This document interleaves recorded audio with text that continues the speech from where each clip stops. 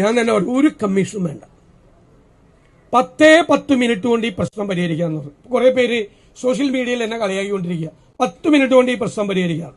ഞാൻ നിങ്ങളെ സാക്ഷിയാക്കി ഈ ദേവാലയ മുറ്റത്ത് നിന്ന് ഞാൻ പറയുന്നു 10 മിനിറ്റ് കൊണ്ട് ഈ വിഷയം പരിഹരിക്കാൻ പറ്റും. ബഹുമാനപ്പെട്ട വി ഡി സതീശൻ ബ്രദർ അറിയുവാൻ അങ്ങ് മുനമ്പം പള്ളിയുടെ മുന്നിൽ വന്നു നിന്ന് മുനമ്പം ജനതയോട് പറഞ്ഞ വാക്ക് അങ്ങ് പാലിക്കണം. ഞങ്ങൾക്ക് ഭരണം കിട്ടിയാൽ 10 മിനിറ്റ് കൊണ്ട് പരിഹരിക്കാവുന്ന വിഷയമേ ഉള്ളൂ മുനമ്പം വിഷയമെന്ന് അങ്ങ് ഡിക്ലെയർ ചെയ്തു.